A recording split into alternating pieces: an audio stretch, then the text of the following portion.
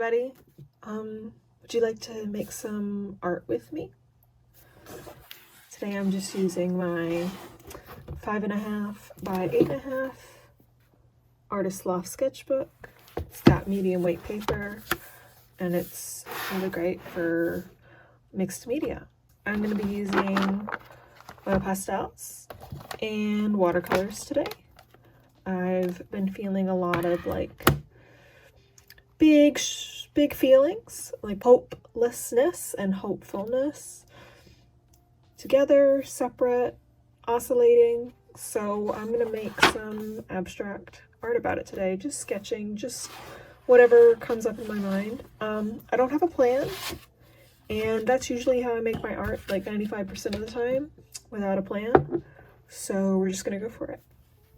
Thanks for being here.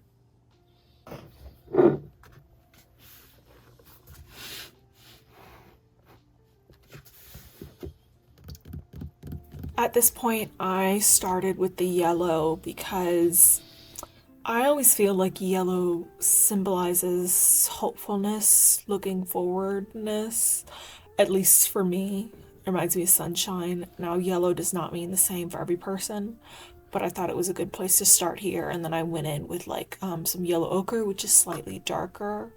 I just wanted different shades of this yellow, of this meaning of hopefulness, to start this piece and to kind of build upon.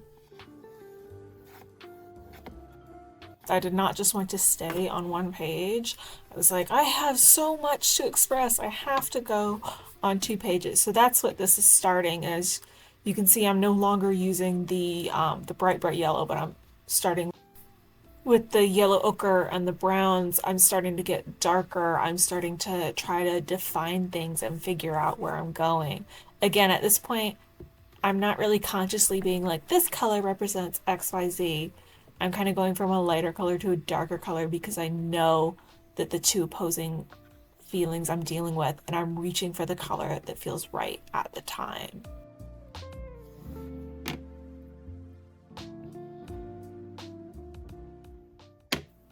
The red here starts to kind of represent the in-between. What is in between hopefulness and hopelessness? And for me, this is the right color. It's not really dark and it's not really bright. Again, it's sort of in between.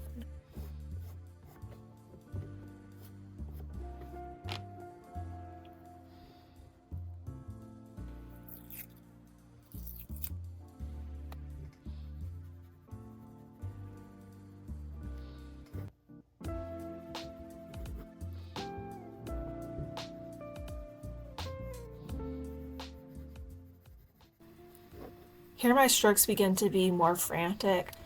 I could tell in the recording I was breathing heavier, I was moving more, and I was like, the energy was totally different with this. So we've gone from like one spectrum of bright yellow to the total opposite end of the spectrum at the black. And so we're starting to get into the deeper feelings of hopelessness, and what does that feel like, and what does that look like, and how does it make me feel in my body.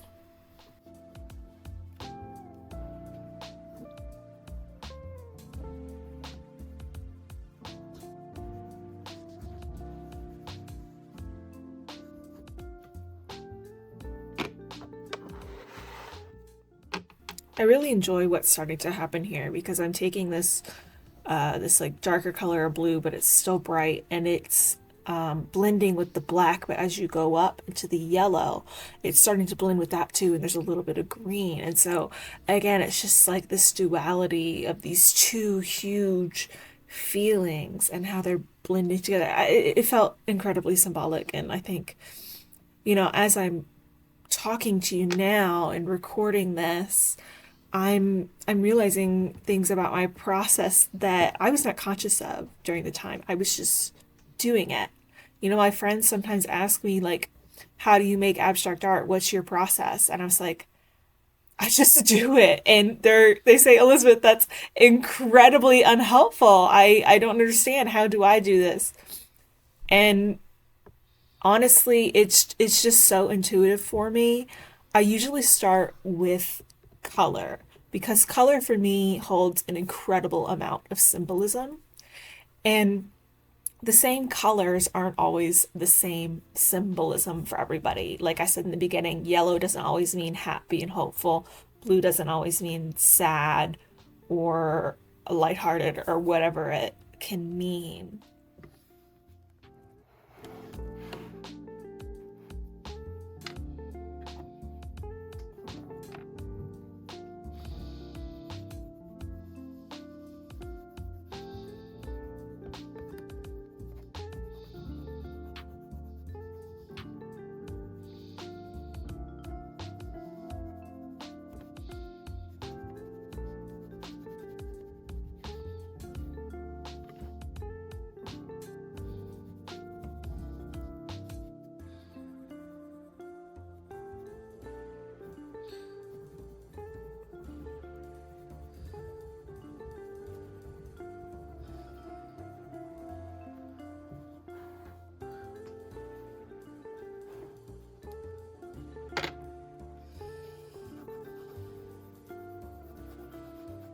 In abstract art, because you're not painting a certain subject or symbol to try to get your point across, what you're communicating in are the basic principles of art, like color, texture, line, balance, and movement.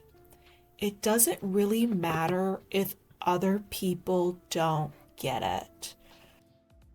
If you're creating art in a sketchbook or just to doodle or just for you, it does not have to be sellable to be valuable. It's valuable because you enjoy it, because it helps you express yourself, because it stops the thoughts from whirling in your head. The value of art, and I think especially abstract art, is because it's just a pure form of expression. And one of the reasons I wanted to make these videos is to show that and to share that.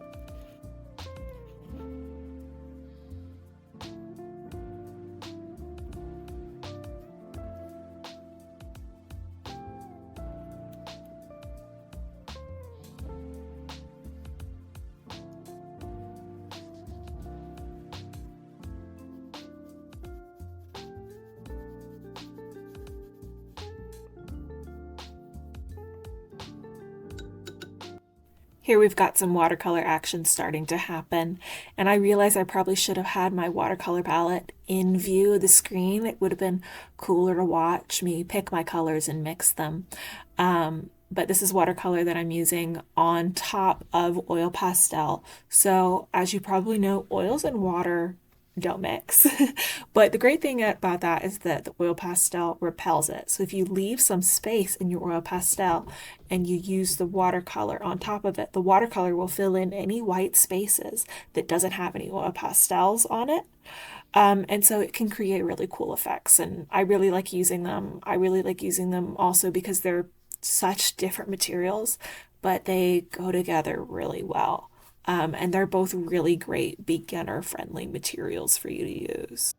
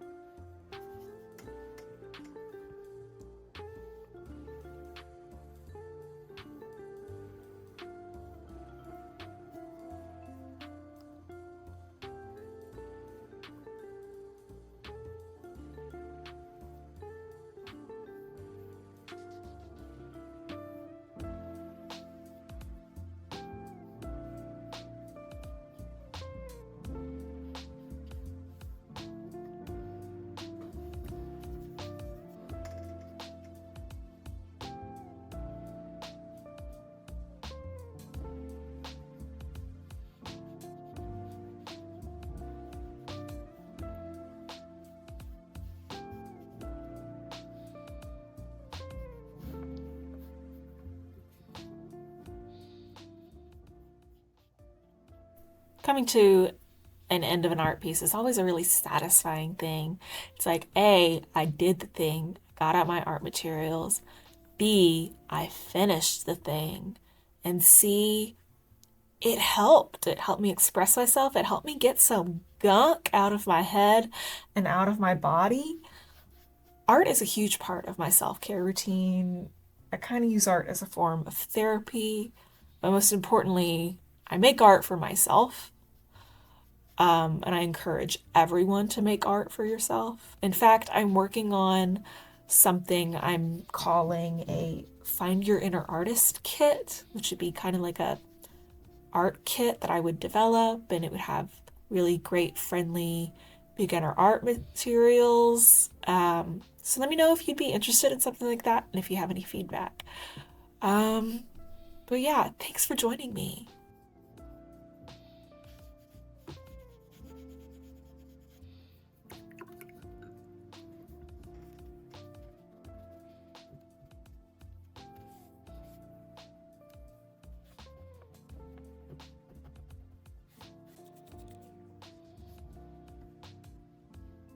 Thing I'm gonna post about on Instagram. I mean, I'm gonna show you because I don't really know why yet. But this is how I feel right now, and making art is a great way for me to get my feelings out, to hold myself accountable, to be creative, and to not just like fall into a hole. Yeah, if you enjoyed this video, I think that's great, and maybe you can subscribe and come back. If you're wondering about the art materials I used Pentel oil pastels. They're wonderful student grade. And then these are actually Winsor and Newton watercolors that I put in a praying case. Thanks so much for being here. Bye.